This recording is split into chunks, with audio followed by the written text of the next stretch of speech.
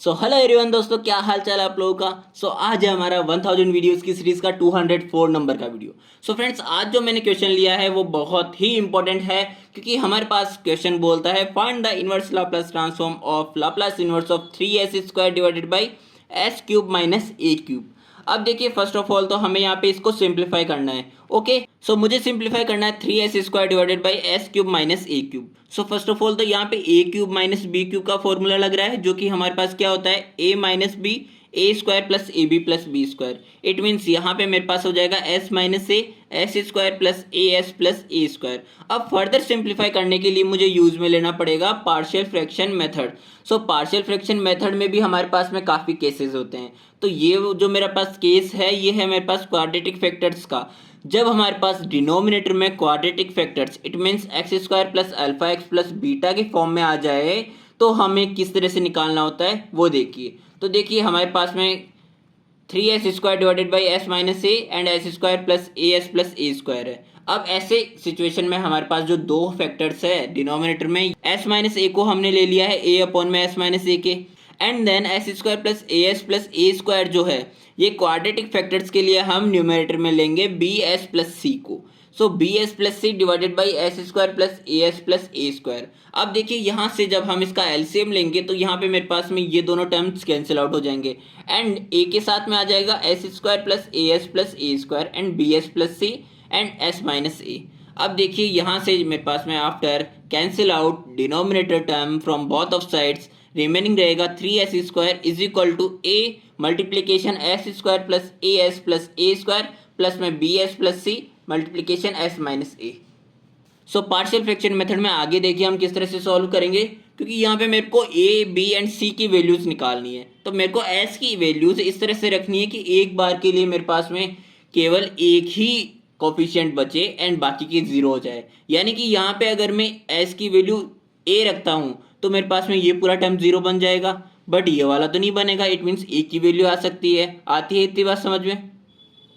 तो यहाँ से जब हम s is equal to a रखेंगे तो मेरे पास आ जाएगा 3a² इज इक्वल टू ये a² हो जाएगा, ये भी a² एंड ये तो a² है ही, तो यहाँ से भी हो जाएगा 3a² एंड ये वाला a माइनस ए जीरो हो जाएगा, जिसके कारण ये पूरा टर्म जीरो हो जाएगा। तो मेरे पास हो जाएगा 3a² मल्टीप्लाइड बाई a, यानी कि 3a² से 3a² कैंसिल आउट हो गया एंड a की वैल्यू आ गई मेरे पास 1। अब अगेन मैं जब s की वैल्यू जीरो रखूंगा तो यहाँ पे मेरे पास में ये वाला टर्म जीरो हो गया एंड a की वैल्यू तो हमने निकाल ही ली, तो वो तो हमारे पास प्रॉब्लमेटिक है ही नहीं ना। तो जब हम s is equal to zero रखेंगे तो ये हो जाएगा जीरो एंड ये भी जीरो, ये भी जीरो, तो यहाँ पे a² a हो गया। एंड जब हम यहाँ पे रखेंगे s is equal to zero तो ये भी मेरे पास जीरो हो गया, ये भी जीरो हो गया, तो c के मल्टीप्लाइड में माइनस a रह गया रिमेनिंग। तो यहाँ से मेरे पास में जब a की वैल्यू हमने 1 निकाल ली थी, तो इसको हम जब LHS में भेजेंगे तो मेरे पास आएगा माइनस का a² एंड RHS में तो माइनस का ac है ही, जहाँ से कैंसिल आउट करने के बाद में मेरे पास रिमेनिंग रहेगा c की वैल्यू a। आती है इतनी बात समझ में। जब मेरे पास a और c की वैल्यू आ गई है, तो जब हम s इज इक्वल टू 1 भी रखेंगे ना तो भी मेरे पास b की वैल्यू आ जाएगी। तो देखिए, जब मैं s इज इक्वल टू 1 रखता हूँ तो यहाँ पे मेरे पास 3 हो जाएगा, यहाँ पे हो जाएगा 1 प्लस a² एंड यहाँ पे हो जाएगा b plus c multiplied by 1 minus a। देखिए, जो मैंने कहा वही मैंने लिखा है यहाँ पे, ठीक है।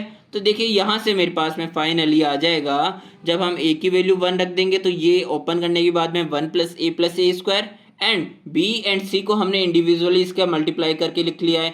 c की वैल्यू a थी तो a को मैंने मल्टीप्लाई किया जब 1 से, तो a माइनस a² हो गया एंड देन यहाँ पे मेरे पास a² से a² कैंसिल आउट हो गया, a प्लस a हो जाएगा 2a एंड ये जो 1 है ये हम LHS में भेजेंगे तो 3 माइनस 1 हो जाएगा 2 एंड 2a भेजेंगे तो 2 माइनस 2a। 2 जब हम कॉमन लेंगे तो मेरे पास आएगा 1 माइनस a। तो 2 से 2 कैंसिल आउट तो होगा नहीं, 1 माइनस a कैंसिल आउट हो जाएगा, बट यहाँ पे b इज इक्वल टू 2 मेरे पास में रिमेनिंग रह जाएगा।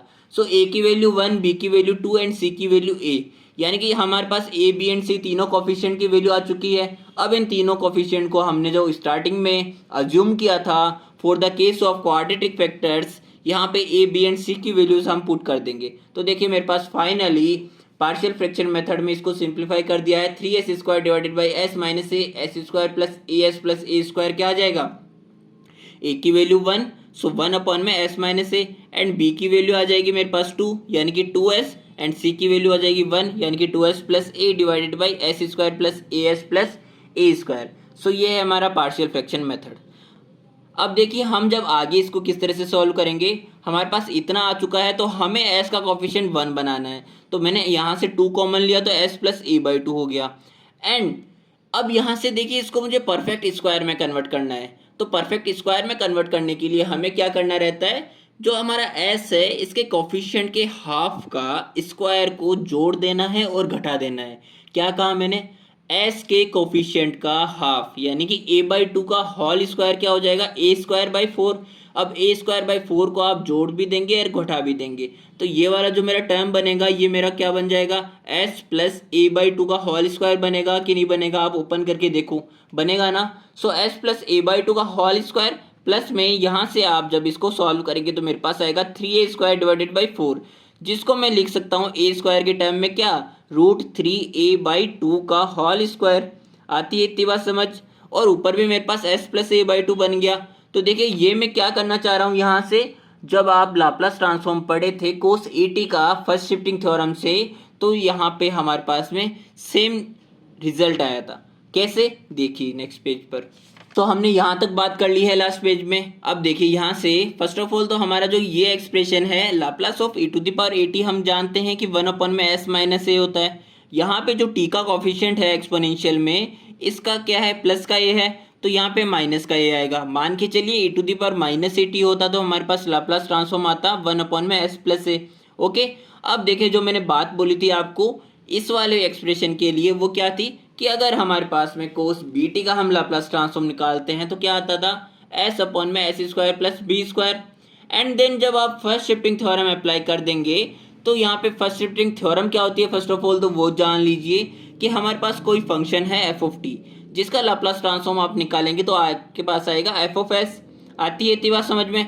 अब अगर e to the power at या e to the power minus at को एफ ऑफ टी के साथ मल्टीप्लाई करके देन लाप्लास ट्रांसफॉर्म आप कैलकुलेट करते हैं, तो आपके पास में जहां जहां पे s है वहां पे यहाँ पे प्लस का a है, तो यहाँ पे s माइनस ए रिप्लेस करेंगे। मान के चलिए e to the power minus at को हम मल्टीप्लाई किए होते तो यहाँ पे s प्लस ए रिप्लेस करते जहां जहां पे s है उसकी जगह पे। ओके, तो यहाँ पे मेरे पास कोस बी टी क्या है, F of T, and s upon में S square plus B square क्या है, एफ ऑफ एस। अब e to the power minus at के साथ मल्टीप्लाई किया तो यहाँ पे s प्लस a को रिप्लेस करना है जहां जहां पे s है, तो s plus a divided by s plus a का whole square plus B square.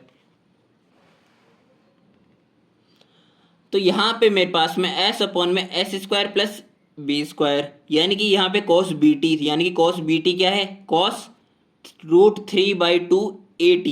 Okay, cos √3/2 at and a by 2 क्या है, e to the power minus का at/2।